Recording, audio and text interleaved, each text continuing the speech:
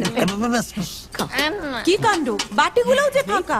মাত্র 29 পিস মাংস গেলে কি পেট ভরে বাবা? তাই তো। মা, ও মা, কোথায় গেলি মা? মাংস দে। তাড়াতাড়ি আ। হ্যাঁ দি।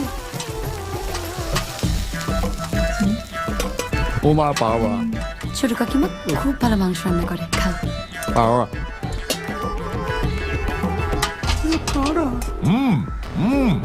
শুরু করো।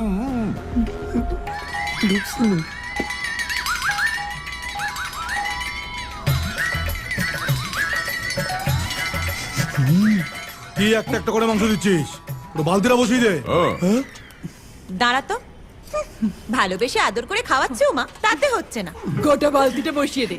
তোমাদের কাজ তো সারাদিন সারের মতো খাওয়া আর গুতনো, তোমরা কি বুঝবে বলো তো? যা বলেছিস, আমার মানুষটাকে মনে নেই? সেই বিয়ের পর প্রথম জামাই ষষ্ঠীতে গিয়ে একটা আস্ত পাঠা খেয়ে ফেলেছিল রে, আর আমাদের কপালে জুটেছিল শুধু হরি মোটর।